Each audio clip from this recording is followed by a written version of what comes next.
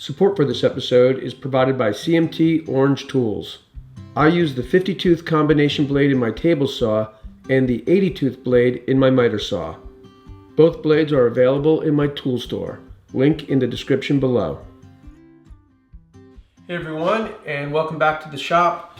Today I'm going to focus on iron-on edge banding. Iron-on edge banding is real wood with a heat-activated adhesive on the back. And you can get the edge banding in different wood species, mostly your common wood species like walnut, cherry, mahogany, oak, maple, and birch. And most commonly I use birch because for the most part I use it on birch plywood. You can also get the iron-on edge banding in different widths, including 1.5 inches, 2 inches, and maybe some others I don't know about. But for the most part I use 13/16 because for the most part I use it on 3/4 inch birch plywood. I use the iron-on edge banding on drawer fronts, doors, and shelves, and I've got a few drawer fronts right here. So we'll go ahead and band the edges and I'll show you exactly how I use it. The first step is to plug in the clothes iron because you want to get that hot. And then I'm going to break the edge banding a little oversized. So first I'll break it to the width. And it's basically just a 1/2 inch, maybe 3/4 of an inch heavy. And then I'll break it to the length.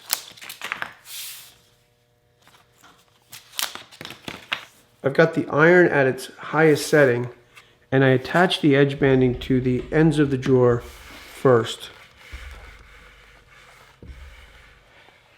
Attach the edge banding so a little bit hangs over the edge on both sides.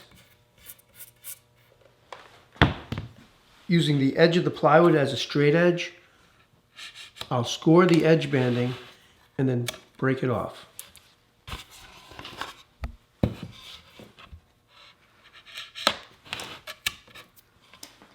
Before applying the edge banding to the top and bottom of the drawer front, I'm using a sanding block with 80 grit sandpaper, and I'll just give it a couple of passes. Notice how I'm pushing and not pulling because I don't want to pull the edge banding off. So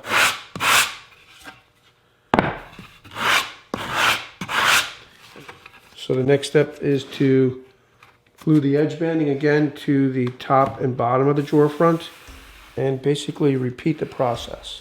When I apply the edge banding, I have the iron on its highest setting, and when you remove the iron, the edge should be very hot, it's actually too hot to touch, very hot. So that's what you want. And again, using the edge of the drawer as a straight edge, I'll score the edge banding and break it off.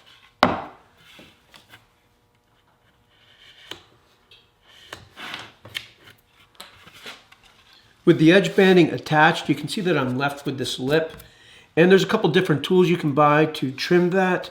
But I use a sanding block because I feel like I have more control of the sanding block and I don't want to risk cutting into the veneer. I've got a piece of 80 grit sandpaper on the sanding block. You can see that the adhesive from the edge banding does tend to gum up the sandpaper a bit, but it still does cut. And when I sand, I'm going to sand on an angle. And on this side, I'm going to push into it. And over here, I'll be pulling because I don't want to push against this lip. Even though it's on there very good and I've never had any of the edge banding fail, it just makes sense to not push it away. So I'll hit it like this. And then over here, you're basically cutting and bending over that little lip of edge banding.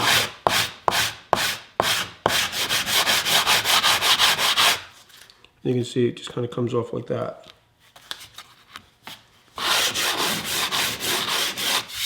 The main thing is not to sand through the veneer.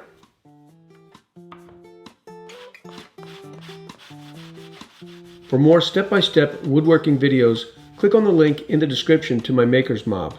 I've made most of the furniture in my home, and I know with my step-by-step video instructions and professional plans, I can help you make beautiful furniture for yours. So I hope that you'll click on the link in the description, and I'll see you inside my Maker's Mob.